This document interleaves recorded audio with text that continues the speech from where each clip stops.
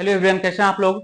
उम्मीद करते हैं कि आप लोग अच्छे हों। चलिए आज की क्लास में आप सभी को मोस्ट वेलकम है। तो चलिए आज की क्लास को स्टार्ट करते हैं। आज की क्लास में हम लोग जानेंगे एक अच्छे मापक यंत्र की क्या विशेषताएं हैं, किसी उपलब्धि परीक्षण में इन्हें कैसे सुनिश्चित किया जा सकता है, या फिर इसका जो क्वेश्चन है जो इस तरह से पूछा जा सकता है कि किसी संतोषजनक मापक उपकरण की विशेषताओं का वर्णन कीजिए। एक उपलब्धि परीक्षा की सभी विशेषताओं को उदाहरण के द्वारा क्या करने कहेगा, तो स्पष्ट करने के लिए कहेगा। तो चलिए इसके बारे में जानते हैं कि एक संतोषजनक मापक यंत्र की क्या विशेषताएं हैं, जिसके बारे में जानते हैं। देखिए एक जो संतोषजनक मापक यंत्र है उससे क्या विशेषताएं हो सकते हैं। तो शिक्षा तथा मनोविज्ञान के विभिन्न कार्यों के लिए विभिन्न मापन यंत्रों की क्या होती है, तो आवश्यकताएं होती है। इन कार्यों के संपादित करने हेतु परीक्षण के रूप में विभिन्न प्रकार के मापक यंत्र उपलब्ध भी हैं।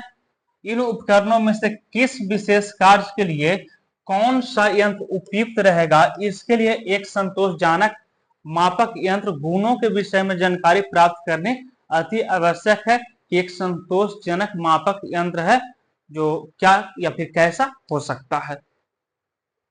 जैसे मापन यंत्र की विशेषताएं निम्नलिखित है। जैसे पहला हो जाएगा वैधता, यानी मूल्यांकन में विभिन्न परीक्षणों के माध्यम से छात्रों के व्यक्तित्व के विभिन्न पक्षों के मापन किया जाता है। व्यक्तित्व के एक विशेष गुण का मापन केवल विशेषण परीक्षा के द्वारा ही किया जा सकता है। इसके लिए माना कुछ छात्रों की ऊंचाई का मापन करना है, माना कि हमारे पास रुचि परीक्षण, उपलब्धि परीक्षण, बुद्धि परीक्षण, अभिवृत्ति परीक्षण आदि रूप में मापक यंत्र क्या है, तो उपलब्ध है। हमारे पास ये सब मापक यंत्र है जो उपलब्ध है, तथा हमसे छात्रों के ज्ञानात्मक विकास के विषय में सूचनाओं को क्या करना है, एकत्रित करना है, या फिर एकत्रित करने के लिए कहा जाता है। तो मान लेते हैं कि हमने बुद्धि निरीक्षण का चयन किया, बुद्धि निरीक्षण का चयन कर लिया, उसके बाद बुद्धि परीक्षण छात्रों की बुद्धि को माप कर सकता है, न कि ज्ञानात्मक विकास को। इसलिए ज्ञानात्मक विकास को मापने के लिए यंत्र का चयन करना पड़ेगा। क्या चीज का चयन करना पड़ेगा, तो मापक यंत्र का चयन करना पड़ेगा। ज्ञानात्मक विकास के मापन के लिए केवल उपलब्धि परीक्षण ही क्या है, तो वैध है। वैधता के द्वारा यह ज्ञात किया जा सकता है कि वह किस उद्देश्यों तक मूल्यांकन है जो करता है, जिसके लिए उसे बनाया गया है। दूसरा क्या है, तो दूसरा आपका हो गया व्यापकता। तो परीक्षण की इस प्रकार का होना चाहिए, जो परीक्षण है उसे इस प्रकार की होना चाहिए कि उस पर विश्वास किया जा सके। विश्वसनीयता का अर्थ उस गुण से है कि जिसके द्वारा यदि किसी छात्र का मापन 2 या 2 से अधिक बार किया जाए तो उसे समान अंक या परिणाम क्या हो, तो प्राप्त हो। पहले तथा दूसरी बार के परीक्षणों के समय छात्रों की आंतरिक तथा बाह्य परिस्थितियों में कोई परिवर्तन नहीं आता। आंतरिक परिस्थितियों से तात्पर्य छात्रों की मानसिक विकास, शारीरिक विकास, अधिगम, मनोदशा तथा थकान आदि से होता है, तथा बाह्य परिस्थितियों से तात्पर्य यह है कि परीक्षण के समय पर्यावरण से संबंधित सुविधाओं जैसे मौसम, बैठने की व्यवस्था, शोर तथा प्रकाश आदि। उसके बाद इसका एम्स क्या है, इसका है जो उद्देश्य क्या है। तो शिक्षा मनोविज्ञान के क्षेत्र में सभी मानक यंत्र, जितने भी जो मानक यंत्र है, किसी विशेष उद्देश्य को ध्यान में रखकर बनाए जाते हैं, तथा उद्देश्यों के मापन हेतु कुछ विषय सामग्री का क्या किया जाता है, तो चयन किया जाता है। अतः परीक्षण में उन समस्त उद्देश्यों तथा विषय सामग्री को सम्मिलित किया जाना आवश्यक है, जिनके आधार पर छात्रों को क्या करना होता है, तो मूल्यांकन करना है। परंतु व्यवहार में यह सुविधाजनक नहीं है, इसलिए उद्देश्यों तथा विषय सामग्री से कुछ का चयन मापक यंत्र का निर्माण किया जाता है। इसे नमूना कहा जाता है। क्या कहा जाता है, तो इसे नमूना कहा जाता है। नमूने के रूप में चुने गए उद्देश्य तथा विषय सामग्री जहां तक समग्रता का प्रतिनिधित्व करते हैं उसे परीक्षण की व्यापकता कहते हैं। उसके बाद विभेदीकरण। विभेदीकरण क्या है, तो इसमें होता है कि मापक यंत्र विद्यार्थियों को उनके मापन गुणों के आधार पर अलग अलग कर सकता है। मापक यंत्र के इस गुण को जिसके द्वारा वह विभिन्न क्षमता रखने वाले विद्यार्थियों को एक दूसरे से अलग कर सके विभेदीकरण कहते हैं।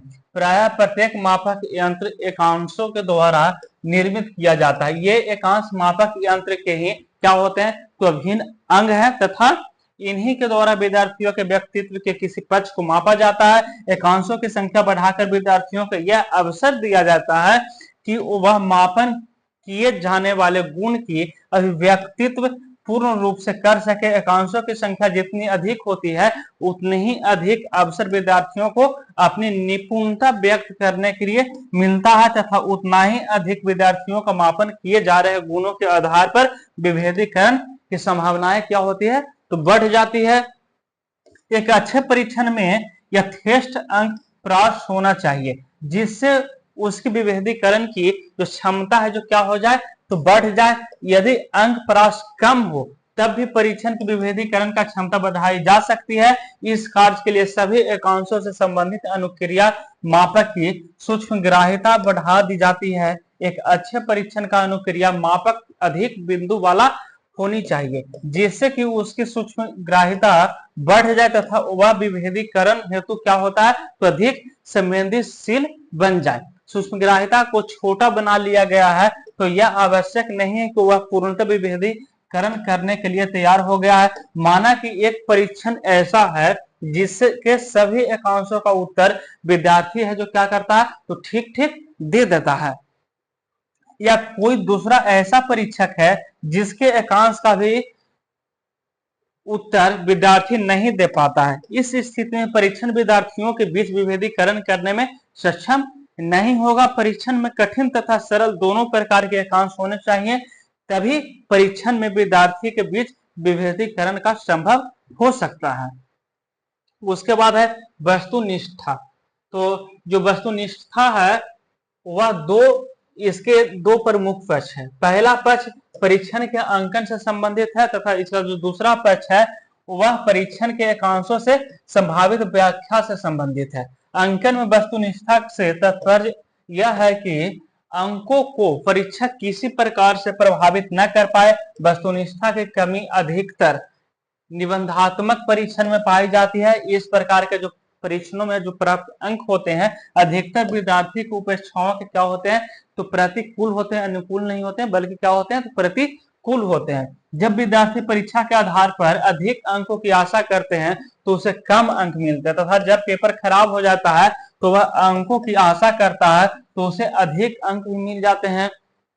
इसका कारण अंकन के समय परीक्षक की अपनी मनोदशा तथा रुचि के संचालित होने से होता है कि उसका उस समय जो मनोदशा है वह किस प्रकार का है, इस पर भी निर्भर करता है। इसलिए परीक्षक विद्यार्थियों के लेख लिखे हुए पृष्ठों की संख्या परीक्षण पुस्तिका की अन्य परीक्षा पुस्तिकाओं के सापेक्ष स्थिति आदि से प्रभावित होकर अंकन करता है।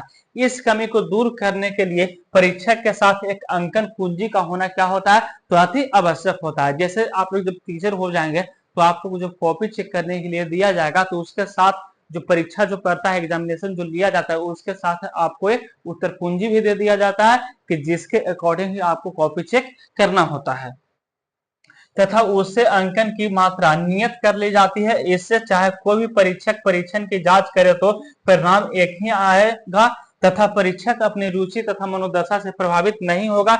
इसलिए एक अच्छे मापक यंत्र के साथ वस्तुनिष्ठ कुंजी का होना क्या होता है, तो एक उत्तर कुंजी का होना आवश्यक होता है। परीक्षण से तात्पर्य यह है कि दिए गए प्रश्न अथवा एकांश की व्याख्या सभी विद्यार्थियों समान करे। ऐसा तभी संभव है जब एकांशों की भाषा विद्यार्थियों की स्तर की हो, तब ऐसा संभव हो सकता है तथा उनसे प्राप्त अर्थ स्पष्ट तथा असंदिग्ध हो। वास्तव में वस्तुनिष्ठा का पक्ष परीक्षक से क्या होते हैं, तो संबंधित होते हैं। उसके बाद है व्यवहारिकता। व्यवहारिकता क्या है, तो व्यवहारिकता से तात्पर्य कुछ ऐसे कारकों से है जिन्हें ध्यान में रखे बिना मापन यंत्र का चयन तथा उपयोग संभव नहीं है। व्यवहारिकता का निर्धारण करने वाले जो कारक है जो कुछ नीचे लिखे गए हैं। तो जैसे है सबसे पहले अंकन विधि। तो विद्यार्थियों से उत्तर प्राप्त करने के बाद परीक्षक उत्तर पत्रों के आधार पर क्या करते हैं, तो अंकन करता है। अंकन विधि सरल तथा स्पष्ट होनी चाहिए। इस कार्य को सुविधाजनक बनाने हेतु स्टेलियंस कुंजियों का प्रयोग किया जाता है। उसके बाद है व्याख्यान विधि या फिर व्याख्या विधि। तो अंक तब तक अपने में सार्थक नहीं होते जब तक इनके द्वारा विद्यार्थियों के गुणों की व्याख्या न हो। इस कार्य को करने के लिए विभिन्न प्रकार के मानकों का प्रयोग किया जाता है। इन मानकों के बिना विद्यार्थी अभिभावकों आदि को मापन किए गए गुणों के विषय में सही सूचना प्राप्त नहीं होगी। उसके बाद है प्रशासन विधि। प्रशासन विधि क्या है? तो इसमें अधिकतर ऐसे परीक्षण का चयन किया जाता है जिसके लिए प्रशासन विधि सहज तथा सुविधाजनक हो तथा यह भी देखा जाता है कि परीक्षण को प्रशासित करने के लिए किसी विशेष प्रकार के प्रशिक्षण की आवश्यकता नहीं होगी। उसके बाद है प्रशासन के लिए आवश्यक समय। तो प्रशासन विधि सुविधाजनक होने के लिए साथ साथ यह भी देख लेना चाहिए कि परीक्षण को पूरा करने के लिए अधिक समय की आवश्यकता तो नहीं है। प्रायः विद्यार्थियों की गतिविधियां समय सारणी के द्वारा नियंत्रित होती है, इसलिए परीक्षण को प्रशासित करने के लिए आवश्यक समय 2 कालांशों से अधिक नहीं होना चाहिए। उसके बाद है तुल्य प्रपत्रों की सुलभता। तुल्य प्रपत्रों की सुलभता आवश्यकता विशेषतः शोध कार्यों के लिए किया जाता है। यदि परीक्षण के तुल्य प्रपत्र उपलब्ध हो तो शोध कार्य में क्या होती है? तो शोध कार्य में सुविधा आ जाती है या फिर सुविधा होती है। अतः अधिक महंगे मापन यंत्र लोकप्रिय नहीं हो पाते हैं। सॉरी। उसके बाद है मूल जहां पर भारत देश में जहां वित्तीय साधन सीमित है, अधिक महंगे मापन यंत्रों के खरीदने में क्या होती है? तो सुविधा होती है। अतः अधिक महंगे जो मापन यंत्र है लोकप्रिय है, जो नहीं हो पाते हैं, यानी कुछ जो मीडियम जो इसका प्राइस रहता है वही होता है जो लोकप्रिय हो पाते हैं। चलिए, तो आज की क्लास को यहीं पर समाप्त करते हैं। कल फिर मिलेंगे अगले टॉपिक के साथ।